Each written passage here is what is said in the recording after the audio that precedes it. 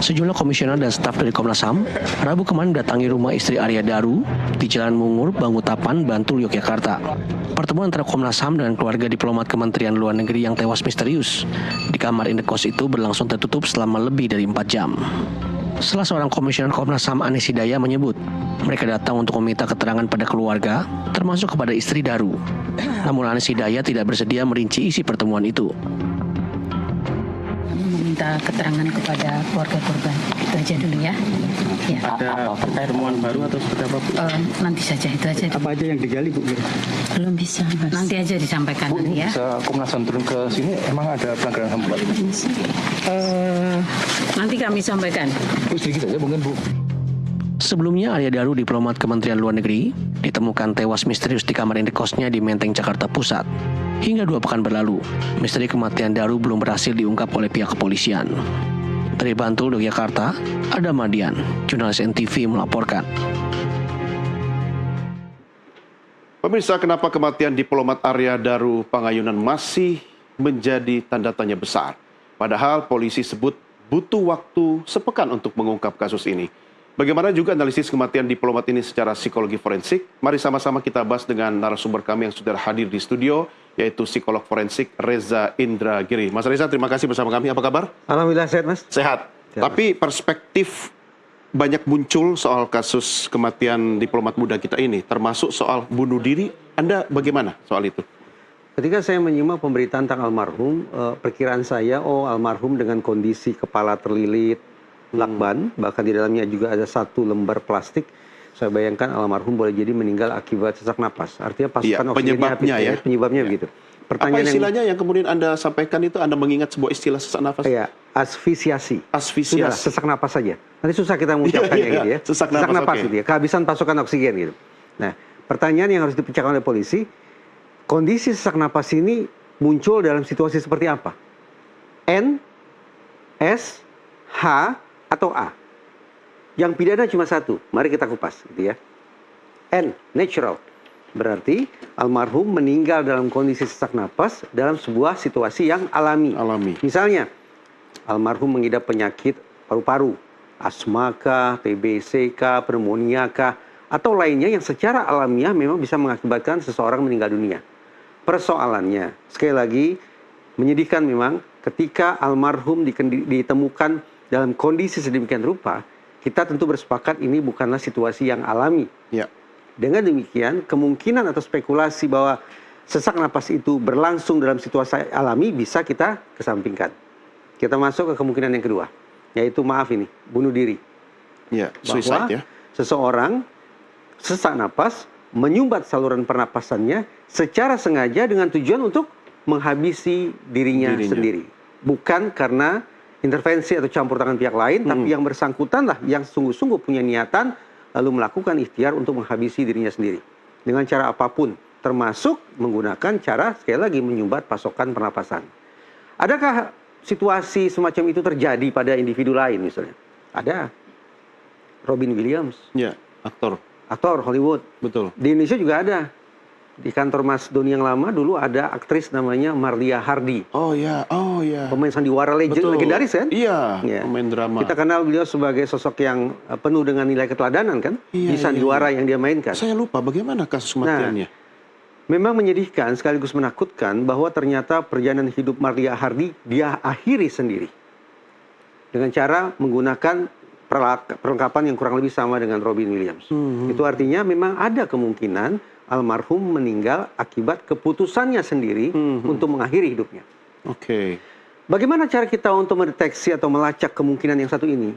Saya selalu sampaikan ke teman-teman di polisi, misalnya, cek catatan terakhir almarhum.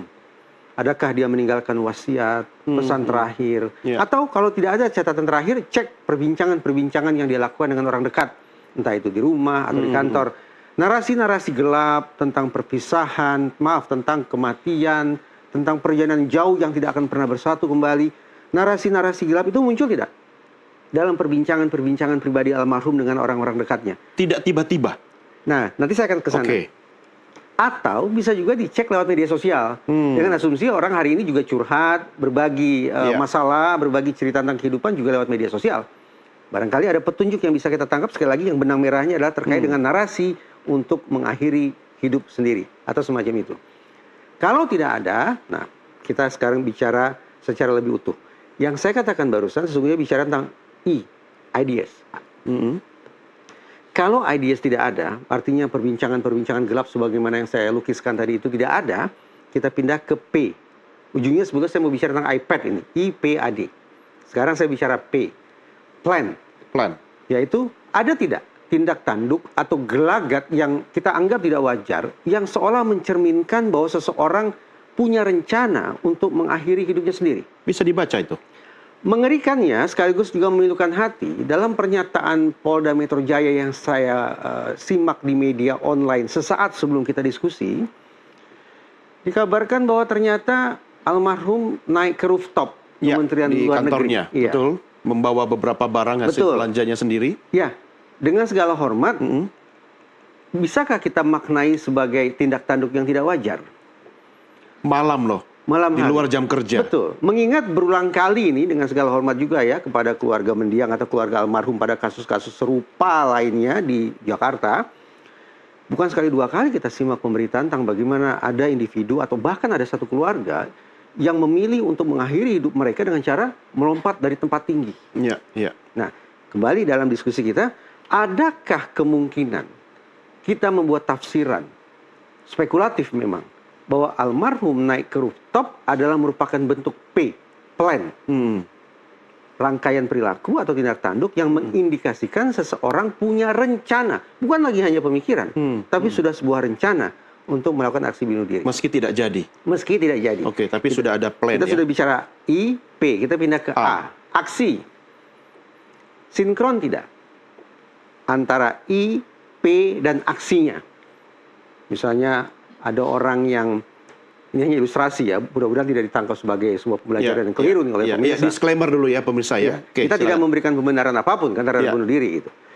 Ada orang yang tiba-tiba membeli racunkah itu dalam jumlah atau dalam takaran yang sangat-sangat tidak masuk akal, membeli talikah itu, dan sejenisnya yang bisa saja dimanfaatkan untuk mengakhiri hidup sendiri. Ini bentuk aksi yang sudah lebih konkret lagi ya.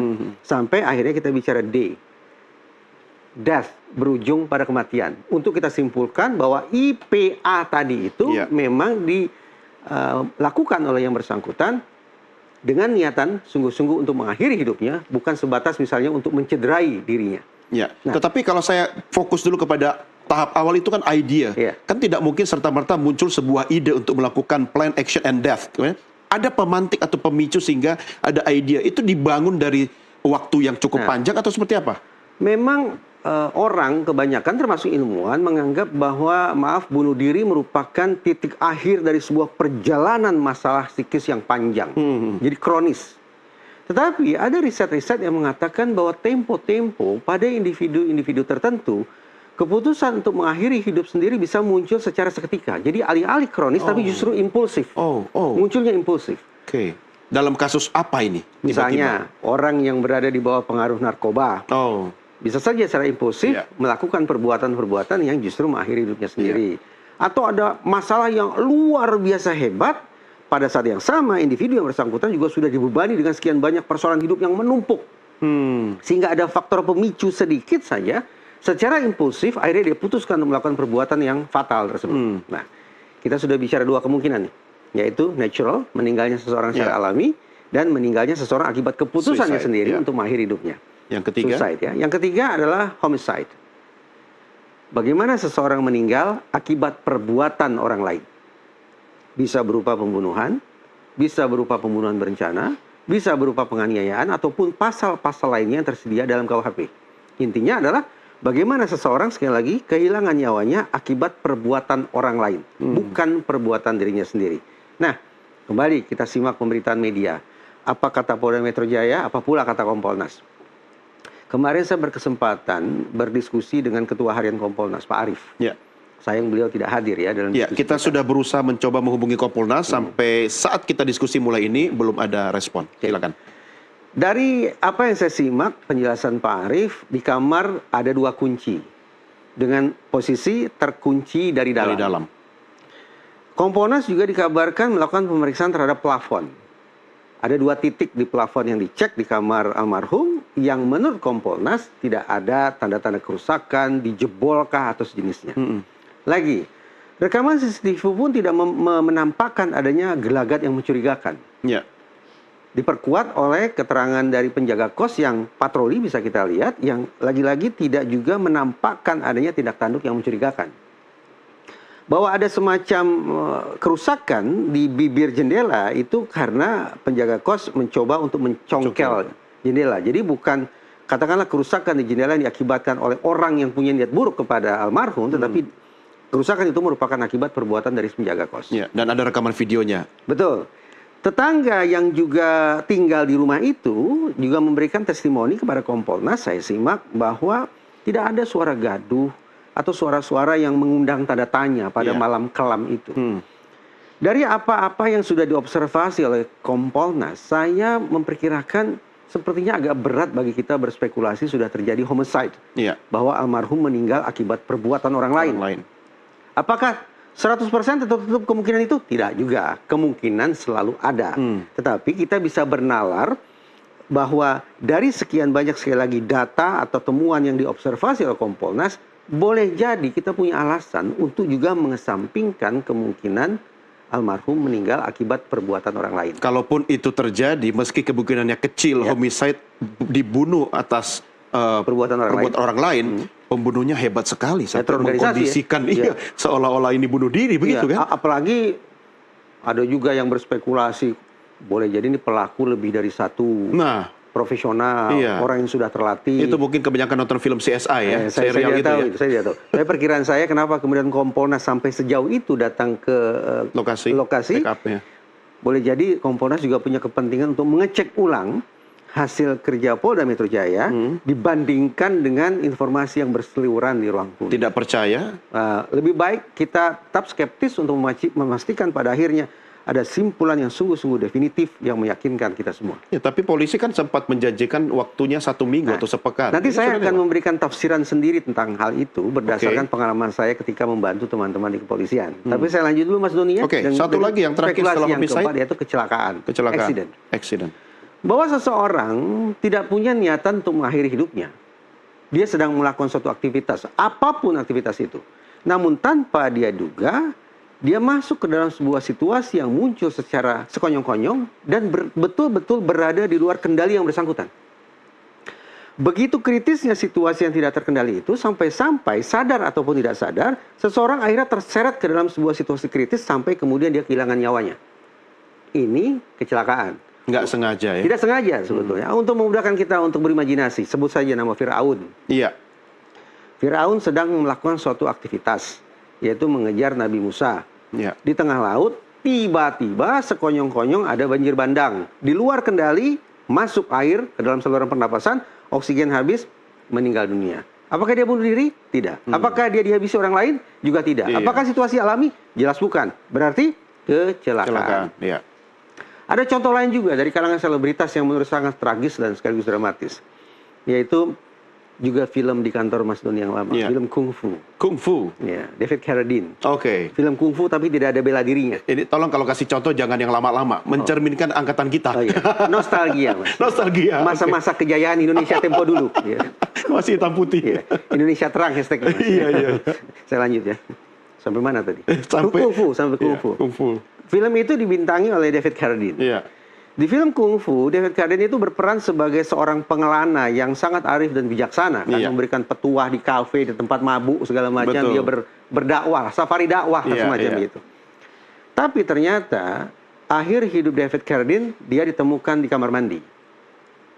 Tengah melakukan suatu aktivitas. Apa itu? Aktivitas seksual. Yang mengerikannya itu adalah aktivitas seksual yang tergolong ekstrim. Yang menggunakan cara-cara yang sangat berbahaya, yang pada akhirnya betul-betul menyeret David Carradine ke dalam situasi kritis. Sampai kemudian dia kehilangan nyawa. Dia menggunakan cara seksual tertentu untuk melipat gandakan sensasi, tapi alih-alih menikmati, justru dia mati. Itu yang terjadi pada David Carradine. Tapi tetap itu merupakan kategorinya adalah kecelakaan. tidak punya niat tidak punya melakukan- niat untuk mengakhiri hidupnya mengakhiri sendiri. hidup, tetapi Sayang beribu berdampak sayang, pada- ya apes ya, sial, tidak bisa mengendalikan situasi, tidak juga bisa mengendalikan diri sendiri, akhirnya meninggal dunia. Sebentar, sebelum lebih jauh, kalau itu digolongkan dengan apa istilah fetish ya misalnya ya, masuk nggak? Bisa jadi ya? tergantung aktivitas seksual macam apa yang sesungguhnya dia Ya, lakukan. saya sebut saja itu ya untuk memudahkan diskusi kita. Boleh. Kemudian masukkah itu? Sebetulnya ada istilah spesifik. Apa itu? Saya bicara umum ya, bicara David Carradine ya, tidak bicara almarhum. Enggak. Saya bicara David Carradine. Aktivitas seksual yang ekstrim yang menyebabkan David Carradine itu akhirnya meninggal dunia disilakan sebagai sesak napas erotis. Sesak napas erotis. Sesak napas erotis. Penyebabnya? Ya ginilah Mas Doni. Ya orang dewasa pasti sudah mengerti ini. Heeh. Pak Sutri ketika akan mencapai titik klimaks pasti akan menahan napas. Oke. Betul tidak? Iya. Oh ya, Kenapa testimoni ya dipertegas betul. dengan saya? Oh ya kayak. Saya yang ingin betul ya asumsi saya ini. Iya, betul. Nah ada orang-orang tertentu yang kemudian mencoba melipat gandakan kondisi sesak Oke. napasnya itu. Karena punya keyakinan semakin sesak napas, artinya semakin dahsyat dia menahan napasnya, Semakin maka klimaks. akan semakin klimaks. Oh. Itu keyakinan mereka. Hmm. Di negara-negara barat, ada layanan seksual semacam ini. Yang disebut sebagai BDSM. Ya bisa di Google lah ya, BDSM bisa di Oke. Google. Tetapi, ini disclaimer-nya. Layanan-layanan seksual, ya sebutlah pelacuran semacam itu, memuat ketentuan harus dilakukan minimal berdua. Ada partner. Ada partner. Tujuannya apa? Begitu sudah mendekati titik kritis, bisa ada langkah penyelamatan diri. Oh. Jangan pernah dilakukan sendirian. Karena kalau dilakukan sendirian, nanti nasibnya bisa berujung pada penderitaan seperti yang dialami oleh David Iya, Carradine. karena di tepi jurang ini Betul, bermainnya betul. ya. Oke, saya tidak fokus pada istilah-istilah tadi, tetapi kalau misalnya korban mendapatkan sebuah kenikmatan tertentu dari aktivitas yang dia lakukan, apapun namanya itu, tapi kalau misalnya dengan melakban wajahnya, kepalanya, saya nggak tahu kenikmatannya di mana, dan itu pasti sesak nafas dong. Iya, pasti sana Ya kan? Tapi kan kalau sudah nikmat harusnya selesai, dicopot lagi gitu kan perlu waktu lama. Bagaimana logika sederhananya ini? Mas Doni, sejujurnya 2 pekan saya memilih untuk tidak berbagi perspektif tentang kasus ini. Iya, Karena betul. terus terang saya merasa kesedihan juga. Iya, ya. betul. Ini menyangkut junior saya satu kantor dulu di Kementerian Luar Iya. Negeri. Sampai saya komunikasi dengan seorang seksolog yang barangkali juga bisa diajak diskusi, yaitu Zoya. Oh iya. Ya, saya sampaikan tentang, ayo kita diskusi, tidak harus spesifik terkait kasus-kasus tertentu, mari kita diskusi tentang kemungkinan orang yang mencoba melipat gandakan sensasi seksual dengan cara-cara yang berbahaya gitu. Zoya mengesampingkan kemungkinan adanya sesak napas erotis.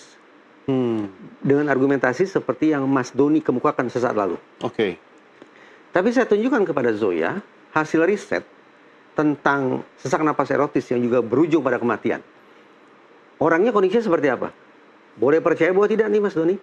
Dari ujung kepala sampai ujung kaki 4 lapis plastik, Mas. Wow. Tertutup rapat. Jadi kita bayangkan kepompong, Mas. Jadi kita bayangkan kepompong. Karena memang dia punya obsesi-obsesi tertentu. Itu artinya, kalau di luar negeri ternyata sudah ada studi tentang orang yang melakukan perbuatan semacam ini dengan dari ujung kepala sampai ujung kaki 4 lapis plastik, maka apa susahnya bagi kita membayangkan ada orang yang kemudian menggunakan kantong plastik misalnya untuk juga mencapai sensasi seksual yang sama. Iya. Tanda petik, ya bisa saja. Memang itu tujuannya. Mereka menggunakan instrumen tertentu untuk mendapatkan sesak napas pada level yang lebih ekstrim daripada orang kebanyakan. Dengan keyakinan sesak napas yang ekstrim itulah yang